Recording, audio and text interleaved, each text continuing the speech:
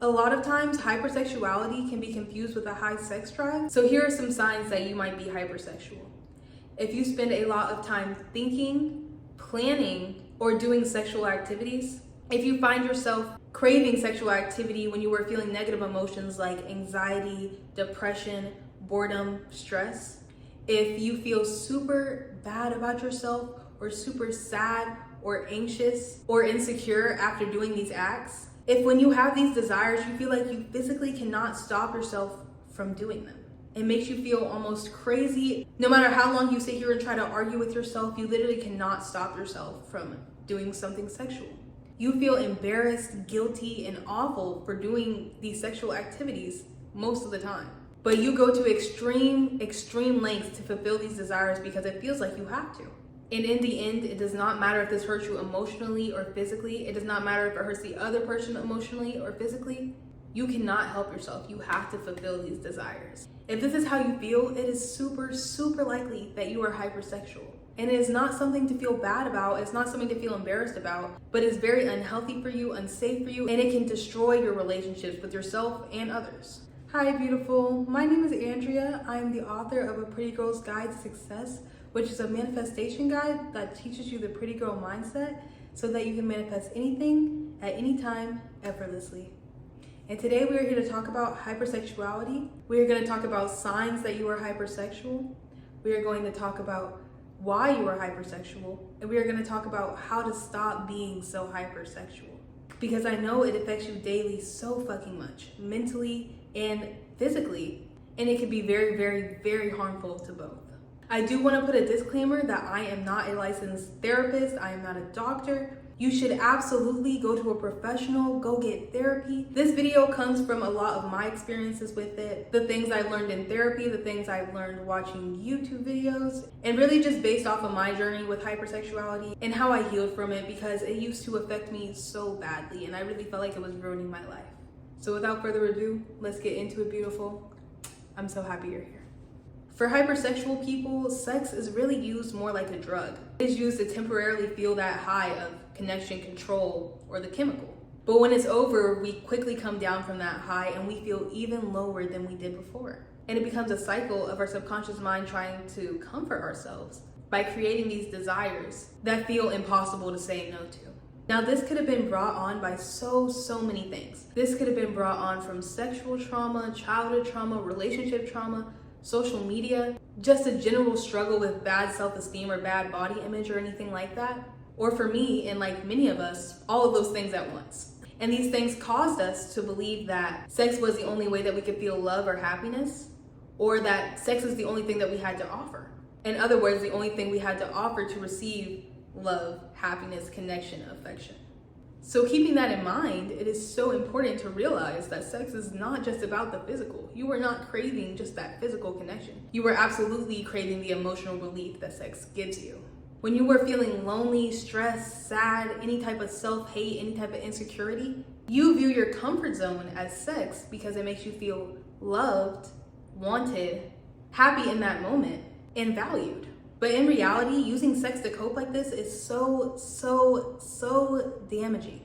Not just because of all the physical risks that you are taking, such as STDs, pregnancy, maybe putting yourself in unsafe situations, but also because of the extreme disservice it does to your mental state. So I'm going to explain to you how and why this affects your mental state so badly. So talking specifically with casual hookups, it is impossible to objectify this person that you are trying to sleep with without objectifying yourself. When you see them as somebody that you are just getting sex from, that you are just using to feel good, you are also internalizing that that is what they are using you for. That is what value they see in you. That is all that you are worthy of. And even more so, letting these people have such intimate access to you, even though they have nothing to offer you but maybe a nice body, or a lot of times not even that. A lot of times just somebody that's there, that just happens to be there, that just can give you company and love in this moment. When you let somebody have full access to your body like that, with almost no qualifications, that is telling yourself and your subconscious mind that you are not worth shit to yourself, that anybody can have access to you. Things that are high valued are not easy to have access to. So by having literally no standards outside of maybe the physical, if even that, is absolutely telling yourself, your mind, your body that you are not worth shit. That you don't hold yourself to a high value, that you don't deserve more, that you don't deserve to be seen as more than your body and sex. And when this is a constant thing that you're doing all the time, you are constantly solidifying that in your mind, and you are creating an identity where you are not worth shit outside of your body and sex. And it is so important to know that your self-image is your reality. So what you identify with, who you identify as, that is who you are, and that is the reality that you create in the real world. So if you see yourself as worthless and not valuable outside of sex, that is how other people are going to start to see you. That is the reality that you are creating for yourself. Your self-worth, your self-image, your self-love is validated by an outside source. Not only that, but this outside source is only concerned with sex and how you look and things like that. So if they reject you off of the one thing that you feel is valuable about yourself, that means that you are nothing in your head. You absolutely chop that up to, wow, nobody wants me. I don't have anything worth giving. You start to have all these insecurities, you start to have all these thoughts, and that just re-solidifies all of the pain and all of the insecurity that you have been trying to cover up with this hypersexuality, with all these sexual activities, with maybe posting yourself a lot, with maybe being on all these dating apps. The second you face rejection, that is like solidifying your lack of self-worth. And that is so awful, that is so damaging. Because what did we just say? Your self-image is literally your reality. So if your self-image is shit, and then it's being constantly re-solidified as not shit by all these other people that you have given all your value to, that you don't even really know. You didn't even set standards for. These are just random people that you are letting decide your self-worth and whether you feel validated and loved and happy. That is so damaging. That is so damaging. This one goes for hookups, for porn, for masturbating, anything like that. The amount of guilt and stress that you feel after doing these activities is so damaging. All of the negative self-talk that you do to yourself afterwards, ruining your self-image. All that stress you are constantly carrying on your shoulders, this constant feeling of unworthiness and just disgust with yourself, that damages your body, that damages your mind, it infects your manifestations, it destroys your dreams. It ruins your life, it really does. It ruins your life. Especially when at the same time that you are having all these negative, awful thoughts, you are also being plagued with the desire itself, with all these sexual thoughts, with all these things that you want to do to fill the void. That is so damaging to your mind. Not to mention how all this porn, casual sex, excessive masturbation, anything like that is absolutely ruining your concept of relationships with people and your emotional connection with people as well. You are constantly feeding yourself all these delusional ideas of love and sex, and really even happiness and security.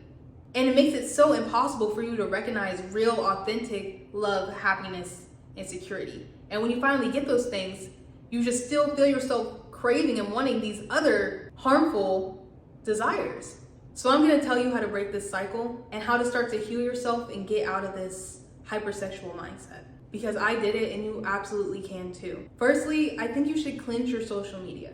This goes for music, this goes for TikTok, Instagram, anything and everything that is sexualizing the fuck out of women, life, anything. Constantly being exposed to such sexual culture is just re-solidifying your idea that sex is a need, that sex is what makes you happy, that sex is gonna fulfill all of this emptiness inside of you. And it's also re-solidifying that your value as a woman or as a man is chopped up to how you look, is chopped up to your body, how you have sex, anything like that. And that is just not the case. You are so much more than that. People are so much more than that. So try to stop surrounding yourself with so much objectifying content. Going off of that, please delete the dating apps. Please. Almost nobody is on there to find love. And it is absolutely re-solidifying the idea in your mind that you need validation from other people to feel happy and loved and wanted and valued. And that is just not the case, my love. So you need to get off of all these apps that are literally purely judging you for how you look and are bringing you men that are looking just to fuck you, or women. Especially if you are one of those people that will sit here and constantly check the dating app, see how many matches you got, feel so good and confident, get a little ego boost when you see that you got matches or people are calling you pretty or handsome or whatever the fuck. If you were getting a huge ego boost from that, especially if you're starting to feel obsessed or addicted to it, please go ahead and delete the apps. Please. That shit is doing you such a disservice. Such a disservice. Next thing you should do is start building your self-image. This can be done in self-care, in affirmations, in journaling, in meditation. You need to go ahead and reprogram your subconscious mind to be a person that truly values and loves themselves and holds themselves at a high standard. That knows they deserve the world, that knows they are so much more than their body and sex. Because you absolutely are. You really are. And if you want true, authentic love one day, and you want to be able to love that person back equally, it is so important to love yourself first. And by giving yourself that love, you will stop feeling so lacking and needy for love and validation from other people. Because you know that you love yourself, and that's all you really need.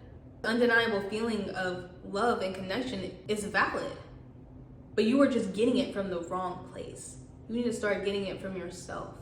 Because if not, you're always gonna feel empty and needy and feeling like you need some type of outside addiction to make you feel loved, valued, and worthy.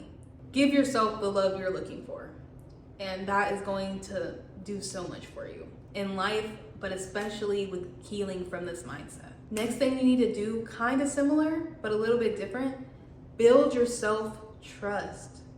This means raising your standards, not just with the people that you sleep with or the people that you talk to romantically, but also your friend group and the people you surround yourself with.